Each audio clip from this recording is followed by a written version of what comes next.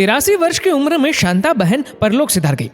तीनों बेटे, तीनों बहुएं, दोनों बेटियां, नाती पोते सभी उनके पार्थिव शरीर के पास थे। सबकी आंखें नम थी। सभी को उनके जाने का दुख था। आने वाले लोगों ने भी अपना दुख जताया। कुछ ने गले मिलकर तो किसी ने सिर पर हाथ रखकर अपनापन जताया।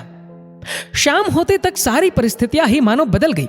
जहां नाती पोते टीवी के सामने बैठ गए, वहीं तीनों बहुएं सफेद साड़ी से हल्के रंग की ड्रेस में आ गई। बेटे भी फोन पर अधूरे कामों को पूरा करने लगे। ये सिर्फ शांता बहन के घर की परिस्थिति नहीं थी। आजकल हर इंसान कुछ ज्यादा ही प्रैक्टिकल हो गया है। किसी इंसान के जाने का दुख या तो कुछ घंटे या चंद दिनों तक ही रहता है और लोग फिर से अपनी जिंदगी को उसी रफ्तार से जीने लगते हैं। शायद इसमें कुछ गलत भी नहीं। जिंदगी किसी के लिए नहीं रुकती। किसी के रहने या ना रहने से कुछ नहीं थम जाता। मेहमानों का तांता अभी भी शांता बहन के घर पर था। मेहमानों के सामने तीनों बहुओं ने अपने एक साथ रहने का झूठा दिखावा बेहद खूबसूरत ढंग से किया। तीनों भाइयों ने भी एक पल के लिए भी किसी को लगने नहीं दिया कि उनके बीच मतभेद है। ये देख शांता बहन की आत्मा प्रसन्न हो रही थी। 15 दिन भी नहीं हुए थे कि छोटी बहू ने अपने पति के कान में ये बात डाल दी कि मां जी की मृत्यु के समय मां जी ने सोने की 4 चूड़ियां पहन रखी थी। उन 4 चूड़ियों के बारे में उसने बड़े भाई से बात करने के लिए कहा। फिर क्या था, शांता बहन की आत्मा की शांति भंग होने में बस अब कुछ ही देर थी। तीनों भाई, तीनों बहुएं मिले तो सही, लेकिन एक दूसरे का दुख दूर करने के लिए नहीं, बल्कि मां की 4 सोने की चूड़ियां कहां गई इस बात की तहकीकात करने के लिए। जहां बड़े भाई का यह कहना था कि वह 4 चूड़ियां मां की अमानत है और वह बड़ा है, इसलिए वह उसका हकदार है। मंझले भाई ने चूड़ियों को हथियाने के लिए सबके सामने यह कहा कि उसकी 2 बेटियां हैं और बेटियों की शादी में दादी की तरफ से 2-2 चूड़ियां ना मिले तो लोग क्या कहेंगे। छोटे भाई के पास दलील देने के लिए कुछ भी नहीं था, लेकिन छोटी बहू चुप नहीं रहने वाली थी। उसने सबके सामने जोर से कहा, इस तरह तो चूड़ियों का कुछ हो ही नहीं पाएगा। उसने कहा, ऐसा करे, चूड़ियां बेच दे, जितने पैसे आए उसे 3 भाइयों में बांट लीजिए, झगड़ा ही खत्म हो जाएगा। शांता बहन की आंखों से आंसू बहने लगे।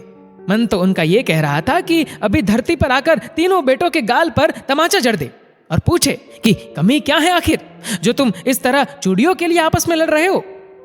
बड़े भाई ने चूड़ियों को बेचने का उपाय पूरी तरह से खारिज कर दिया, ये कहकर कि मां की चूड़ियां तो नहीं बिकेगी, आखिर ये उनकी मां की आखिरी निशानी है। तब ये सुझाव भी दिया गया कि 4 में से 3 चूड़ियां एक भाई ले ले और एक बची हुई चूड़ी 2 बहनों में से किसी एक को दे दे।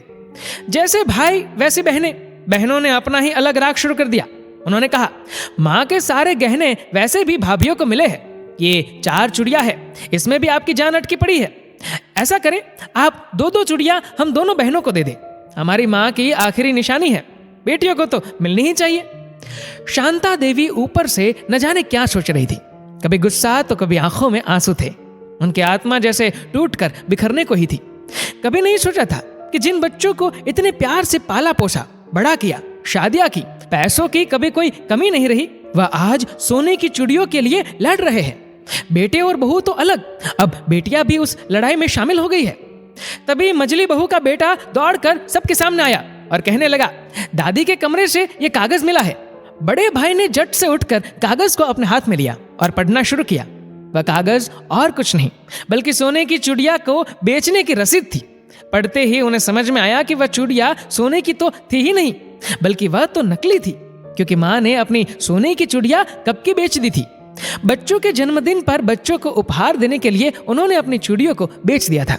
फिर क्या था, ये पता चलते ही कि चूड़ियां नकली थी, छोटे बेटे और बहू ने वहां से निकलना ही बेहतर समझा।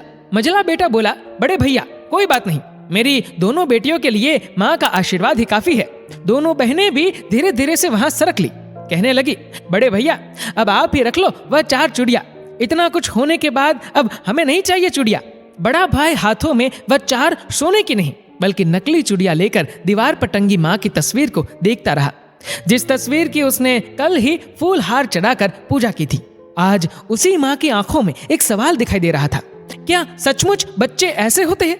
क्या सचमुच तुम मेरी संतान हो? दोस्तों, ये कहानी लिखी है पायल धाबलिया ने।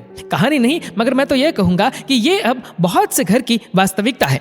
आपकी इस वीडियो के बारे में क्या राय है नीचे कमेंट करके जरूर बताएगा। और अगर आपको वीडियो अच्छा लगा हो तो इस वीडियो को लाइक करेगा, शेयर करेगा ज्यादा से ज्यादा लोगों तक। और ऐसे ही और भी इंस्पिरेशनल वीडियोस के लिए सब्सक्राइब करें हमारी the Hindi motivation YouTube channel को और फेसबुक पर फॉलो करें हमारे द हिंदी मोटिवेशन पेज को। धन्यवाद।